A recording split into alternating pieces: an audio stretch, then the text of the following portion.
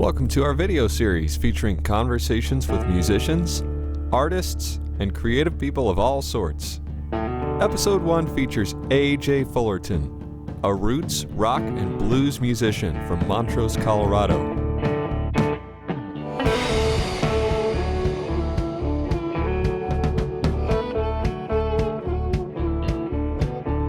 Well, how's everything been going? Like, we haven't talked in a while. Oh, man. I know. Yeah, was that like right when this happened? Maybe 2 weeks ago? Yeah. Man, I think like everybody right now, it's been just figuring out what's going on and then how that reflects upon what is actually needed to be done, you know?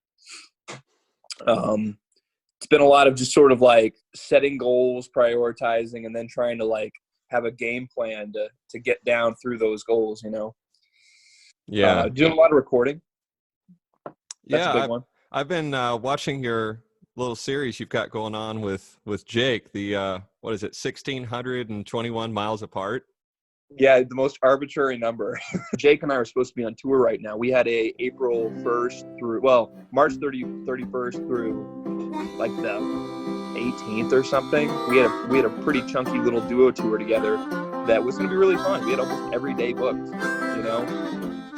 And, when that became obvious it wasn't going to happen, we're kind of like, well, man, I still want to play with you, you know?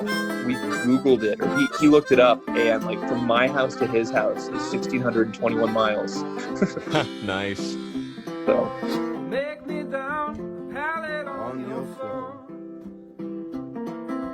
Make me down, pallet on your floor. Oh, make me down, a pallet soft and low. Make me down, pallet on your floor. I love the John Hurt tune that you picked to Thanks, start man. with. Well, that was one of the first influences I really picked up on, actually.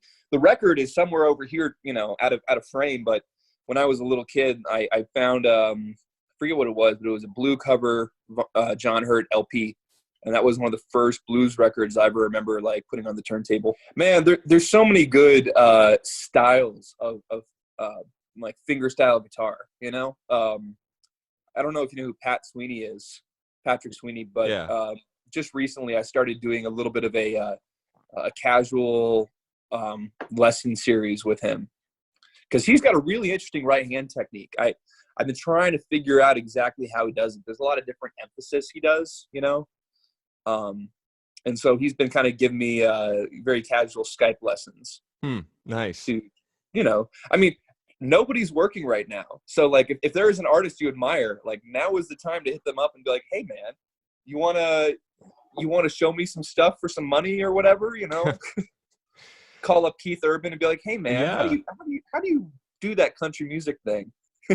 I hadn't even thought of that, but that's so true. I mean, everybody's sort of daily, weekly routine has to be super messed up right now. So, well, and it's not even just a money thing, but like I think some people are just getting cabin fever. They're getting bored, and like I think especially if you're an okay player or you have some experience with an instrument, if there is an artist that you maybe have a way to get a hold of and say, hey, I'm sure you're free right now, or I would imagine that you may have some downtime, I think one of the ways to handle the situation in a healthy mindset is to approach it from a place of learning and growth. Yeah, that's been the case for me. I've definitely tried to focus on creating stuff in a positive way. You mentioned recording. I know you just got some recording gear recently. What have you been up to with that?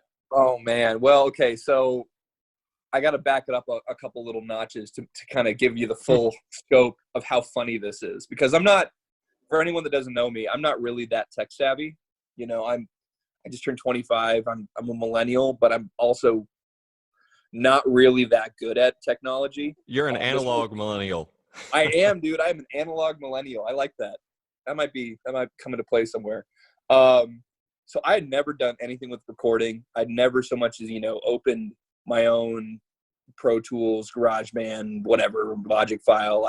That was all alien to me, I owned like 2 microphones, and they're both like SM58s for gigging, you know? Yeah. But weirdly enough, maybe a week before everything went down in the before times, I went to a local music go round, used music store up in Fort Collins, and 100% on a whim, I was like, man, maybe I should look into one of those like Scarlet Right, recording interfaces, and they had one in stock. And then they had 2 ear trumpet, like nice high quality condenser microphones, both in great shape and for a really good deal. And I kind of had this like weird impulse buy of like, yeah, why not?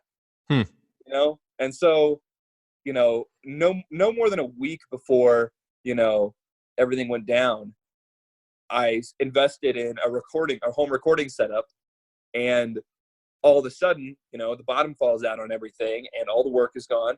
And, we're in this crazy, pandemic apocalypse scenario. And I'm thinking like, man, I guess I have time now to learn how to do this. Yeah. That's very serendipitous.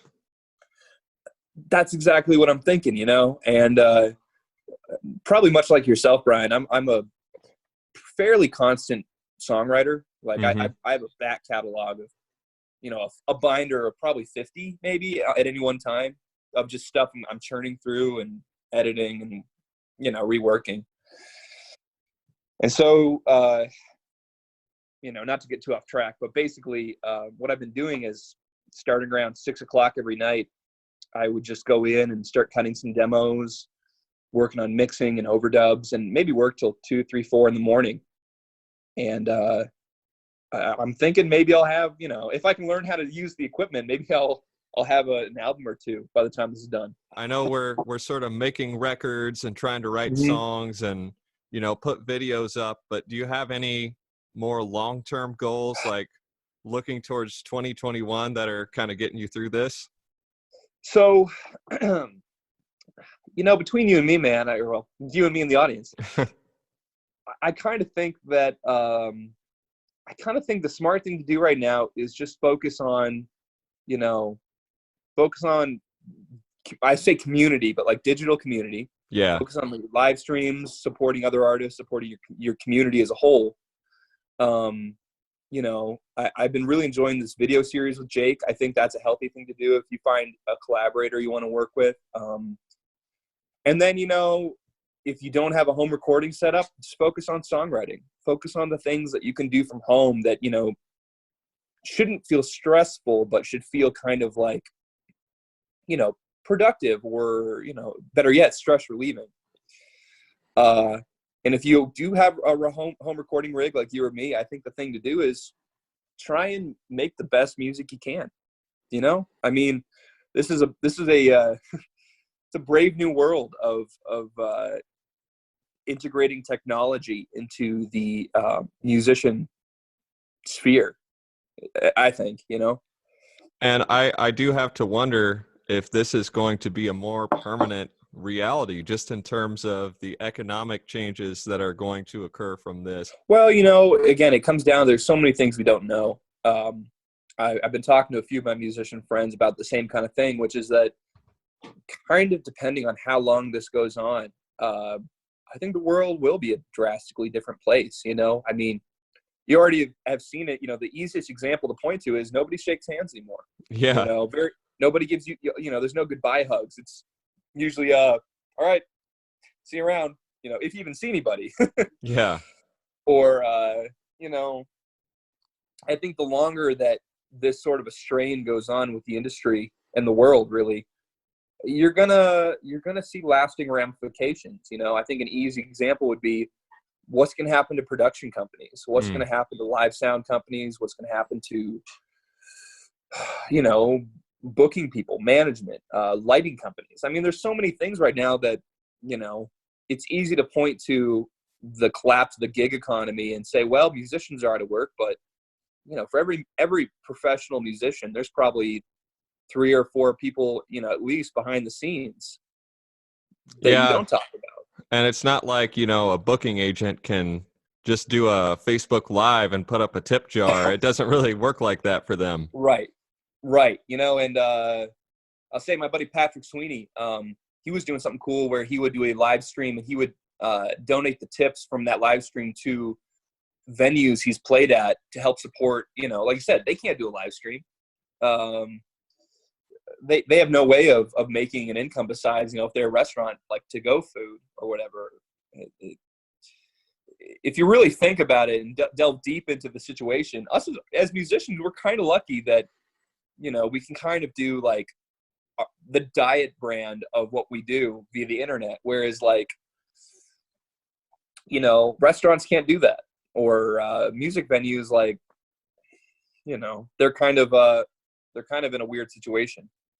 That's so true. But speaking of restaurants, and on a less serious note, because we can't be totally serious through this, what's your favorite post-gig meal? Like 2 in the morning, dude. Like, where are you going? What is it? There is a burrito place called Illegal Pete's. Mm. And, you know, in case any Illegal Pete's, you know, corporate folks are listening, totally my favorite burrito in the world. But I'll also point out they're open till I believe 2 in the morning or 3 in the morning, depending on the night. So if you load out of your gig and it's 1:30 and you're like, man, I would totally love some food right now that isn't, you know, drive-through Taco Bell or whatever, mm-hmm. McDonald's, you know, going and getting a brown rice burrito with green chili, something like that. There's some good options. So shout out to Illegal Pete's. That sounds pretty hard to beat. Now, one other question I have, it's about guitars, and we're both collectors. Oh, no. I'm going to say that we're collectors. Other people might use more disparaging terms, but if you could, and this is a question from Molly, by the way. She wanted to make sure I asked it. What's your dream guitar? If money were no object, you can have anything. What would it be? Well, oh gosh. You know, I've been a part-time collector since I was like 14.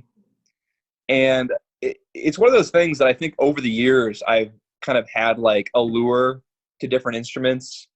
And through either buying them or with a friend that owns one, I've had a chance to try, you know, 50, 60 Strats. I've played vintage Tellys, you know, like all that stuff that's kind of really sought after. Man, but to be honest with you, right now, there's not a lot of stuff that I really feel like I'm missing. You know, I've got a signature model with Delaney guitars out of Austin, or out of the Austin area. And I really love my Delaney. That's maybe one of the ones that I really like. If I had to go to a gig and pick one guitar, you know, for a band gig, that's pretty high up there. Sitting next to me here, I've got a really killer 69 Guild D40. That's kind of my workhorse guitar. And actually, hold on a second. One of my all-time favorites is this. I picked up this 1955 Guild. Oh, that's so cool. When I was about 16, maybe. And I bought this from a store down in Denver called Wedgel's. It's a little pawn shop music store that's been around for forever. And I bought this with my dad when I was 16 from the same guy that sold him his first guitar in like 1974. Wow. Yeah. So this guy is pretty special to me. And I think like when you're talking about dream guitars, this is one of them. I'm a big Guild fan. I think what I like about the Guild over the Martin, you know, I'm a big finger picker, and a lot of Guilds have this like thud. You know, a lot of Martins, their bottom end's very clear. It's very, again, for flat picking, you get all the notes, very balanced. But like with this D40 I have, I find that the bottom end, it's got a good thud, but it's like a clear thud, you know? That makes any sense, you know? When you're doing that alternating bass thing, yeah, you almost it's almost percussive, you know? Makes all the sense in the world to me. A clear thud. I mean, I think Yeah, exactly. you might have to be a guitar player, but I totally get it. Hey, Guild, if you want to use a clear thud for your marketing campaign, I'll see my check in the mail. Well, just a couple more questions here. I actually wanted to ask you about a record you put out maybe 2 or 3 years ago, Kelamath. Oh man. I love that album, and I know how it is as a musician. Your most recent thing is your favorite thing, and stuff that you put out years ago you kind of just want to forget about sometimes. But I think that record is awesome, and I'm just curious sort of what the process was like recording it and writing it, especially Smoke and Mirrors is my favorite song on that record. Thanks, man. So that's a crazy record to talk about in hindsight, because there's a lot of things that went into play with that record. For starters, it was my first attempt at like a real record. I'd made demos in the past, but that was my first time. I was like, I want to go to a real studio with like pro grade players. I want to make a record, and I recorded it. I'm trying to think now. It would have been spring of 2017. Yeah, it would have been like January or February 2017. And what had just happened was I had just gone down to Memphis for the IBC for the first time. And I don't remember exactly how it went down, but I definitely got smoked. Like, I don't even think I made the second round, So I was feeling a little glum and kind of like, oh, man, what am I going to do with my life? And not even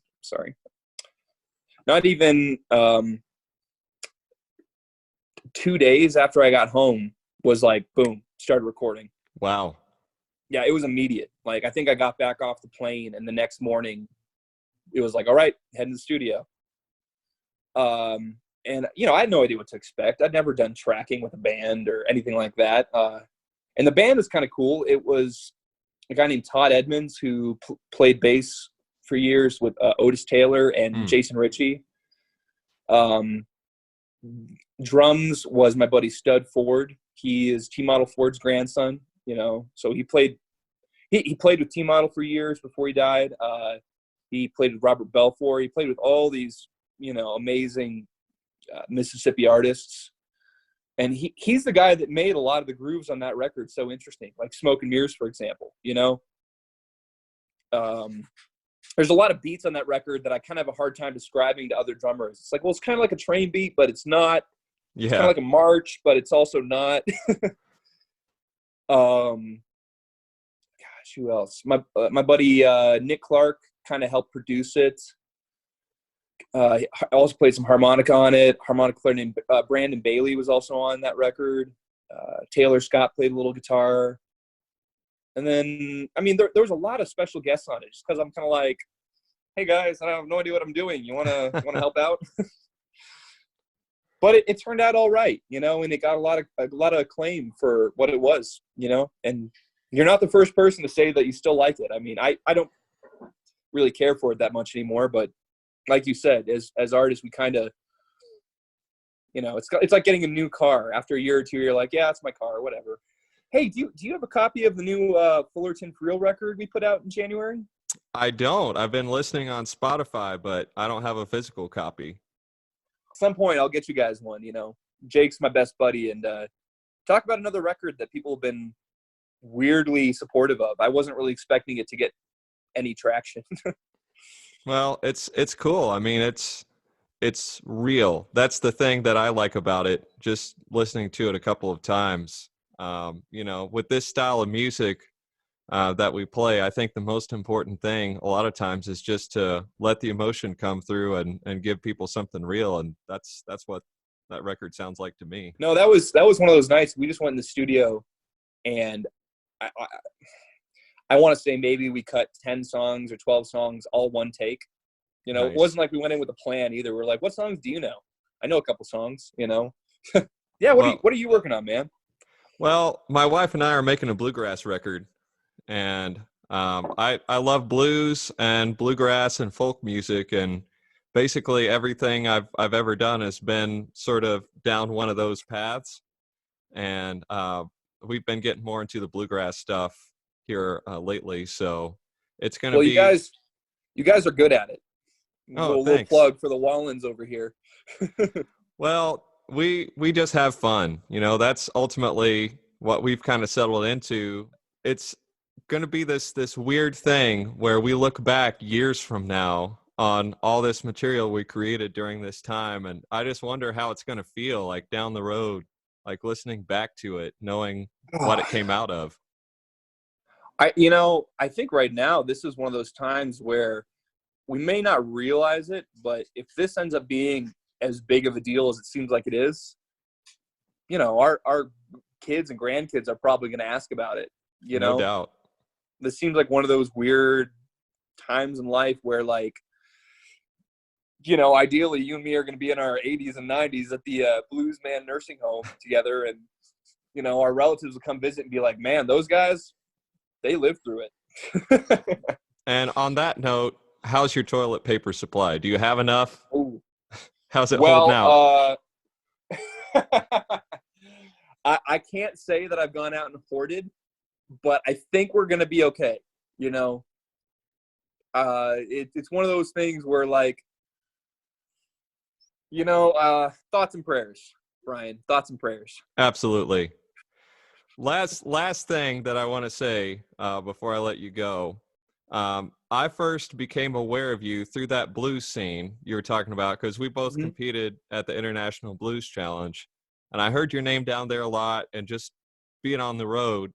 But when I really started to notice you was when I started seeing your stickers plastered all over every place I went to in the world. Like, not just in Colorado, everywhere else. So how did that come to be? Man, that's a great question. I made my first batch of stickers when I was maybe 17 or 18, and I got this idea in my head pretty early on. I was like, okay, I'm not gonna charge for these by and large, like if it's at a gig, a bar, or a small gig, whatever, they're free. I'm not gonna, like, if people like my music, take one, and it's kind of like unintentional viral marketing. All of a sudden, I kind of noticed it too, man. Like in Memphis and on like cars and stuff and restaurants, like they just started cropping up. And especially in the last 2 or 3 years, friends and family and acquaintances will just send me texts, and it's just photos of my stickers places. Yeah, like you. That's Molly's favorite thing to do. Yeah. And I don't know, man. It's one of those weird things. I never expected it to become a thing. Like, I thought maybe just even having it's almost like a glorified business card. If nobody puts it up, it's something they keep around, and it keeps you in their head a little bit. But yeah, no, I've started noticing it too, and it kind of weirds me out a little bit. I think maybe a month or two ago, I went to Greeley for a concert on a night off, and I parked, by the venue. And I get out, and there's a car with my sticker on it, and I did not recognize the car. I'm like, well, that's weird. Well, I hope this has been enough info for an interesting little podcast piece or whatever. Yeah, this has been super cool. Thanks for taking the time out of your morning to talk about some stuff. And what's the best way people can support your music right now? Oh man, if you have any solid gold bricks and you want to throw them through our window, that'd be cool. No, in all seriousness, please send toilet paper. No. Okay, I'm still waking up a little bit, so my humor is pretty bad. I would say, we have a Patreon. By we, I mean me. I've got a Patreon that people can subscribe to if they want to kind of be on the grassroots level. The store is still open. I've got T-shirts, vinyl, CDs. If you just want to send a donation, I've got a PayPal and Venmo at AJ Fullerton Music. But honestly, man, just being a listener and being a fan is really the most helpful way. Cool. Well, I'll make sure all the links are down here in the description so everybody can check it out. Awesome, Brian. Well, hey, man, I appreciate your time, and I'll hit you up a little bit later. There's a couple other things I want to share with you, so off the record. Anyway. Sounds good. Cool, man. All right, take it easy, dude. You too. Take care. All right, bye-bye. Bye. We're supported by our patrons on Patreon. Check the description for links to that and all the ways you can support AJ and his music. Thanks to AJ for taking the time to chat with us, and thanks to all of you for tuning in. Don't forget to like, share, subscribe, and check out all the links in the description. Be well.